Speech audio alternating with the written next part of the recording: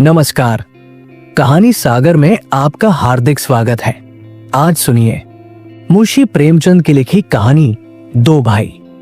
प्रातःकाल सूर्य की सुहावनी सुनहरी धूप में कलावती दोनों बेटों को जांघों पर बैठा दूध और रोटी खिलाती।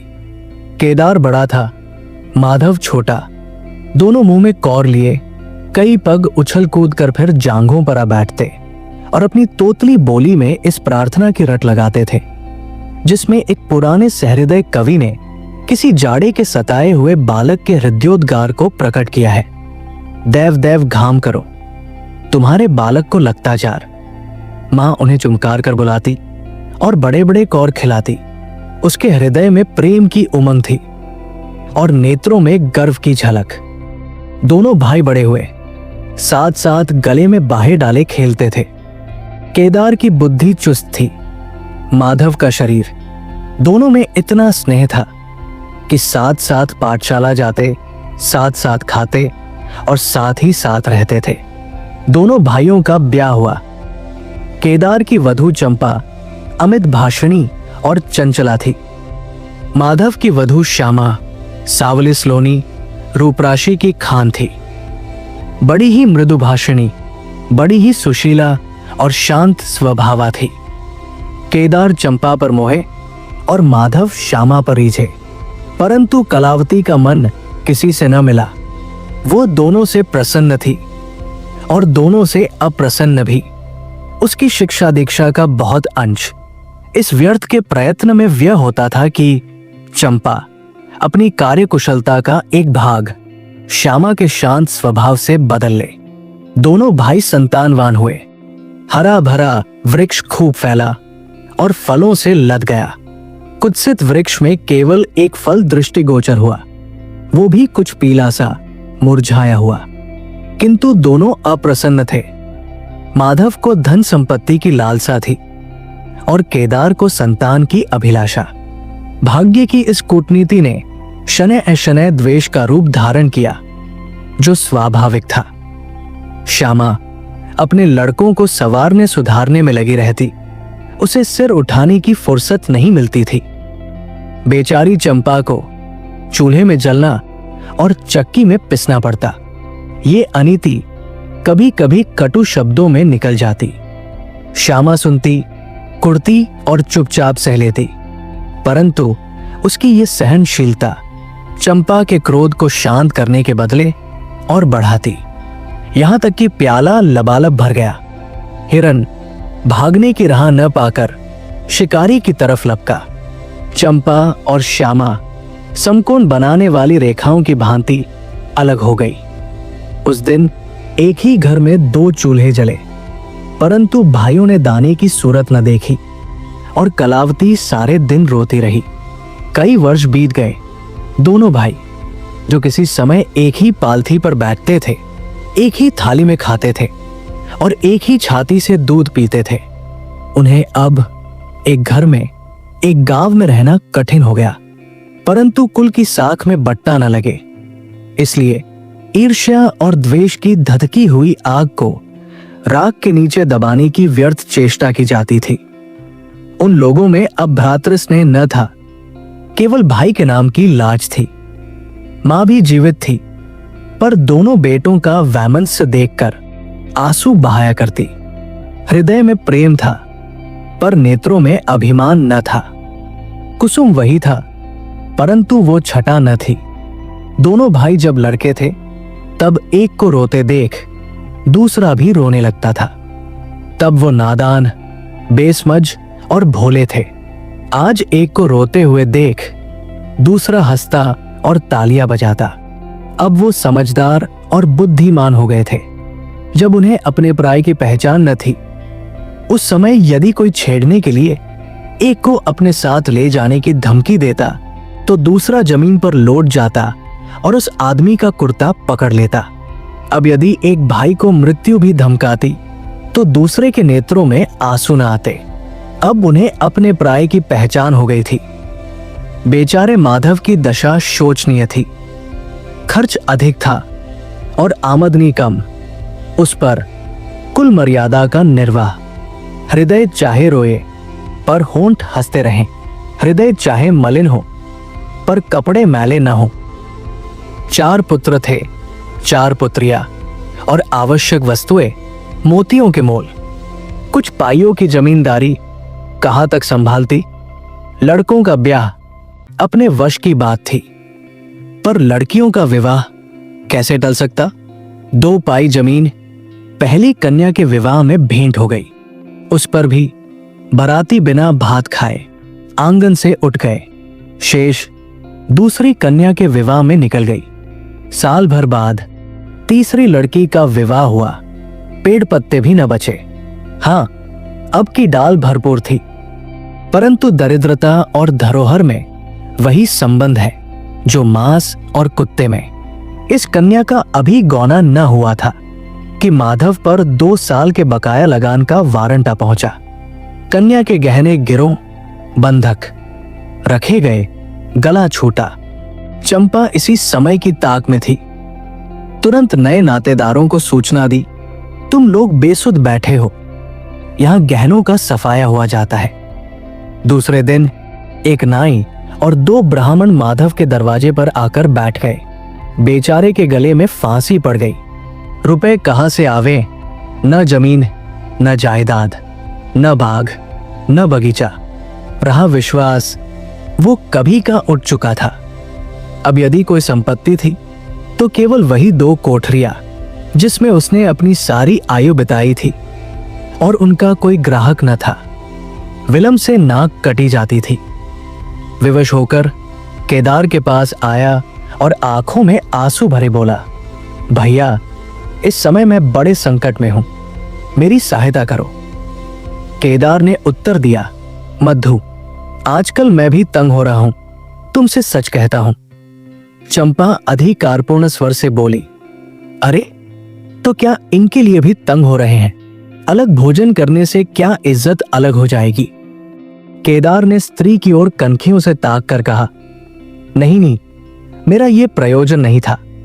हाथ तंग है तो क्या, कोई ना कोई प्रबंध किया ही जाएगा। चंपा ने माधव से पूछा, 5-20 से कुछ ऊपर ही पर गहने रखे थे ना? माधव ने उत्तर दिया, हाँ, ब्याज सहित कोई 125 रुपए होते हैं। केदार रामायण पढ़ रहे थे, फिर पढ़ने में लग गए। चंपा ने तत्व की बातचीत शुरू की, रुपया बहुत है, हमारे पास होता तो कोई बात न थी, परंतु हमें भी दूसरे से दिलाना पड़ेगा, और महाजन बिना कुछ लिखाए पढ़ाए रुपया देते नहीं।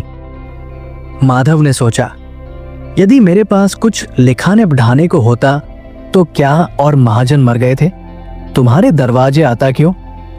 बोला, लिखने पढ़ने को मेरे पास है ही क्या, जो कुछ जग जायदाद है वो यही घर है। केदार और चंपा ने एक दूसरे को मर्म भेदी नयनों से देखा और मन ही मन कहा, क्या आज सचमुच जीवन की प्यारी अभिलाषाएं पूरी होंगी? परंतु हृदय की ये उमंग मुंह तक आते आते गंभीर रूप धारण कर गई। चंपा बड़ी गंभीरता से बोली, घर पर तो कोई महाजन कदाचित ही रुपया दे, शहर हो तो कुछ किराया ही आवे, पर गवई में तो कोई सेंत में रहने वाला भी नहीं, फिर साझे की चीज ठहरी। केदार डरे कि कहीं चंपा की कठोरता से खेल बिगड़ न जाए। बोले, एक महाजन से मेरी जान पहचान है, वो कदाचित कहने सुनने में आ जाए। चंपा ने गर्दन हिलाकर इस युक्ति की सराहना की और बोली, पर 2-3 20 से अधिक मिलना कठिन है। केदार ने जान पर खेल कर कहा, अरे बहुत दबाने पर 4-20 हो जाएंगे। और क्या? अब की चंपा ने तीव्र दृष्टि से केदार को देखा और अननीसी होकर बोली, महाजन ऐसे अंधे नहीं होते।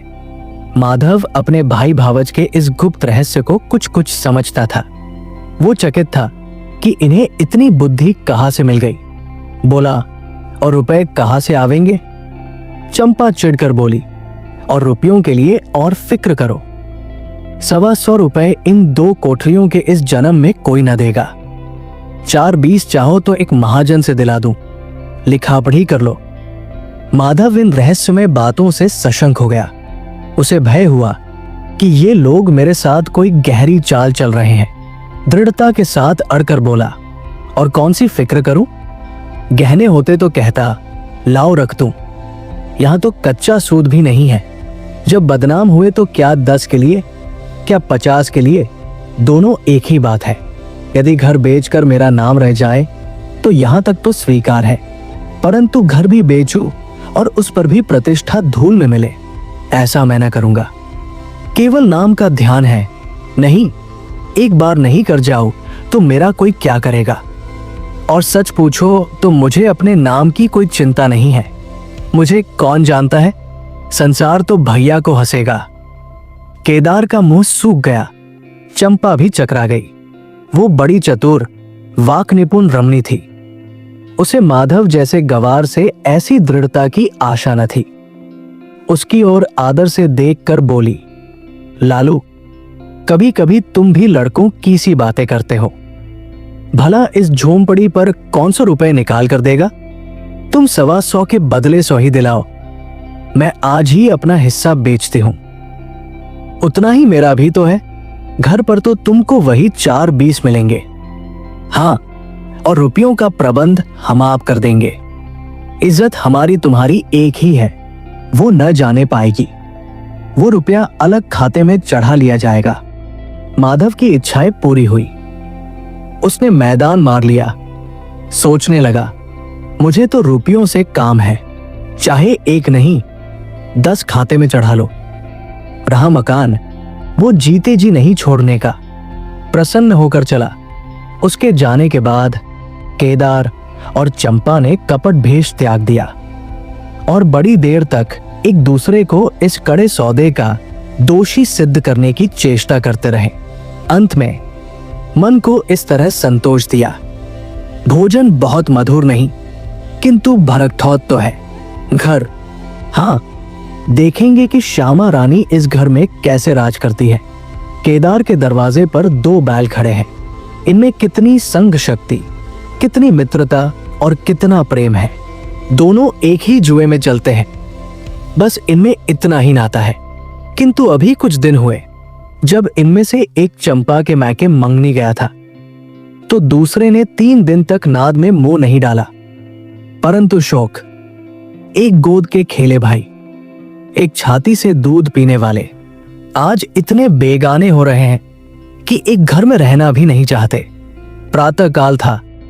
केदार के द्वार पर गांव के मुखिया और नंबरदार विराजमान थे।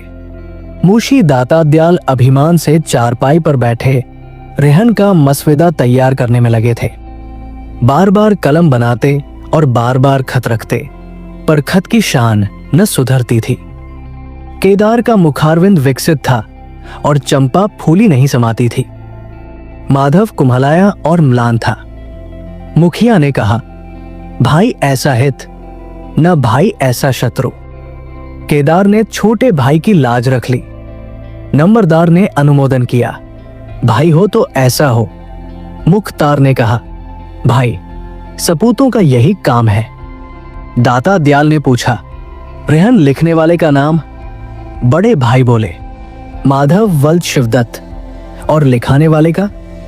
केदार वल्द शिवदत्त। माधव ने बड़े भाई की ओर चकित होकर देखा। आंखें डबडबा आई। केदार उसकी ओर देख न सका। नंबरदार, मुखिया और मुख्तार भी विस्मित हुए। क्या केदार खुद ही रुपया दे रहा है? बातचीत तो किसी साहूकार की थी।